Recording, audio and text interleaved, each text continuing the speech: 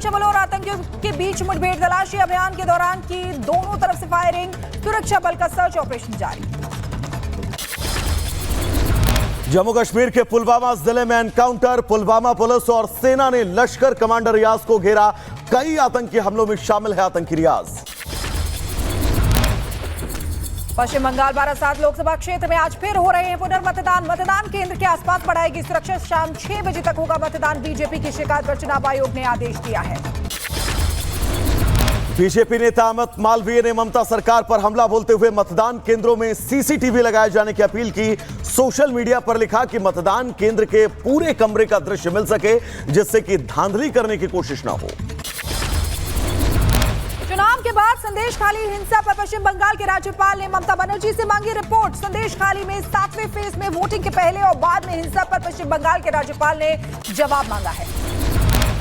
उधर लोकसभा चुनाव के बाद संदेश खाली में पुलिस और महिलाओं में हुई झड़प।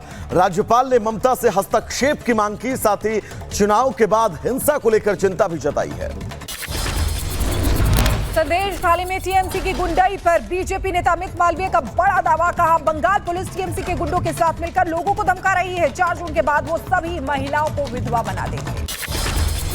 पश्चिम बंगाल के नादिया में बीजेपी कार्यकर्ता की गोली मारकर हत्या। मृतक के रिश्तेदारों ने टीएमसी के गुंडों पर लगाया हत्या का आरोप। जगह जगह प्रदर्शन।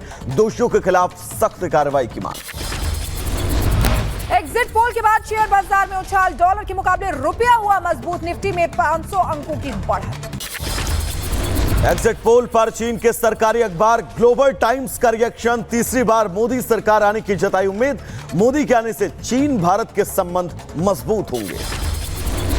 लोकसभा चुनाव संपन्न होने के बाद चुनाव आयोग आज दोपहर 12:30 बजे करेगा प्रेस कॉन्फ्रेंस। लोकसभा चुनावों के वोटिंग प्रतिशत से लेकर मतगणना पर जानकारी दे सकता है। चुनाव आयोग ने पश्चिम बंगाल में केंद्रीय बलों की तैनाती की अवधि बढ़ाई। अब 6 नहीं 19 जून तक राज्यों में तैनात रहेगी केंद्रीय बलों की 400 कंपनियां। मतदान के बाद हिंसा की घटना के मद्देनजर चुनाव आयोग का यह फैसला। कांग्रेस नेता राहुल गांधी ने एग्जिट पोल पर उठाए सवाल। एग्जिट पोल को बताया मोदी मीडिया पोल। बीजेपी का पलटवार। कहा, हार सामने देखकर बौखला गई है कांग्रेस। लोकसभा चुनाव में नतीजों से पहले कांग्रेस नेता राहुल गांधी का बड़ा दावा। कहा, इंडी गठबंधन को मिल रही है 295 सीटें। राहुल के एग्जिट पोल वाले बयान पर बीजेपी नेता मनोज तिवारी का पलटवार। कहा, यह राहुल गांधी की हताशा को दिखाता है। राहुल गांधी अपने जीवन में कभी भी सकारात्मक रास्ते पर नहीं चल सकते या विकल्प नहीं बन सकते। राहुल गांधी पर बीजेपी नेता पीयूष गोयल ने साधा निशाना। कहा, कांग्रेस और राहुल गांधी द्वारा मीडिया पर बार बार प्रहार किया जा रहा है, वो बंद किया जाए। जो भारत की अंतर्राष्ट्रीय छवि पर आघात है, हम उसकी घोर निंदा करते हैं। बीजेपी नेता हरदीप सिंह पुरी ने एक व्हाट्सएप मैसेज का जिक्र कर राहुल गांधी पर कसा तंज। कहा, राहुल गांधी चाहते हैं एग्जिट पोल की रिकाउंटिंग हो। उनको आंकड़े इसलिए पसंद नहीं है क्योंकि उनके पास चुनाव के दौरान कोई मुद्दे थे नहीं। उधर मध्य प्रदेश के बीजेपी अध्यक्ष वीडी शर्मा ने राहुल पर बोला हमला। कहा, 4 तारीख को परिणाम आएंगे तो खटाखट फटाफट और सफाचट कांग्रेस होगी। राहुल गांधी छुट्टियां मनाने निकल जाएंगे। बीजेपी नेता माधवी लता ने विपक्ष और राहुल गांधी पर साधा निशाना। का विपक्ष ने एग्जिट पोल बहस का बहिष्कार किया था क्योंकि राहुल गांधी और कांग्रेस की पूरी टीम डरी हुई है। सिक्किम में एसकेएम की जबरदस्त बहुमत से सत्ता में वापसी। 32 में से 31 सीटों पर जीत दर्ज की है। 25 साल सत्ता में रही सिक्किम डेमोक्रेटिक फ्रंट को महज 1 सीट पर ही जीत मिली है। वहीं बीजेपी, कांग्रेस और सीएपीएस का अपना खाता तक नहीं खोल पाए हैं। प्रेम सिंह तमांग लगातार दूसरी बार सिक्किम के मुख्यमंत्री बने। पीएम मोदी ने सिक्किम विधानसभा चुनाव में जीत दर्ज करने के लिए एसकेएम और सीएम प्रेम सिंह तमांग को दी बधाई। कहा, सिक्किम के विकास के लिए साथ मिलकर काम करेंगे।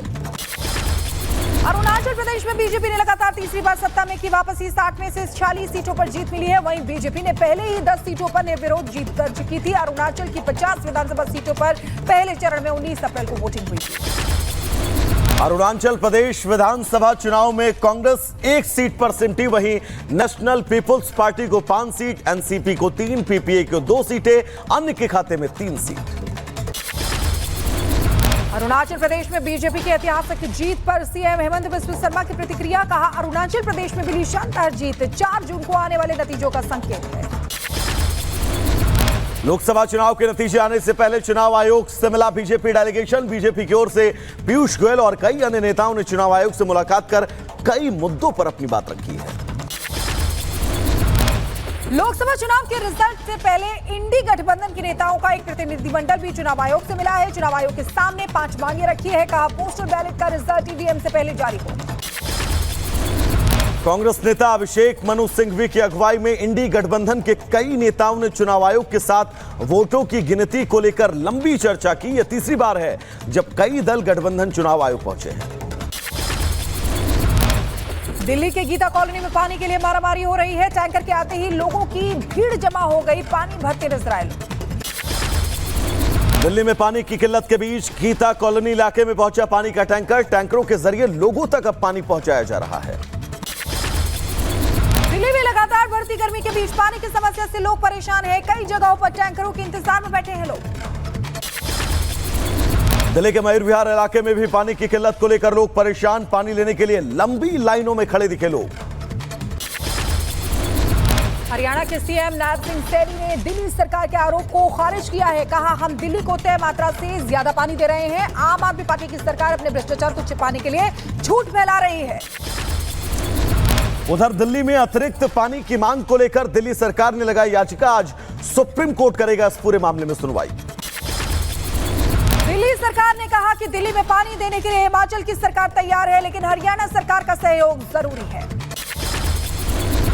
दिल्ली के मुख्यमंत्री अरविंद केजरीवाल ने कल शाम 5 बजे तिहाड़ जेल में किया सरेंडर। इससे पहले केजरीवाल ने आम आदमी पार्टी के दफ्तर में कार्यकर्ताओं से मुलाकात भी की। सरेंडर करने के करीब 30 मिनट बाद ही राउज़ कोर्ट ने केजरीवाल को 5 जून तक ईडी की जुडिशियल कस्टडी में भेज दिया। एजेंसी ने केजरीवाल की कस्टडी के लिए आवेदन दायर किया था। अरविंद केजरीवाल 10 मई को 39 दिन बाद तिहाड़ जेल से बाहर आए थे। सीएम केजरीवाल को सुप्रीम कोर्ट ने चुनाव प्रचार के लिए 21 दिन की अंतरिम जमानत दी थी।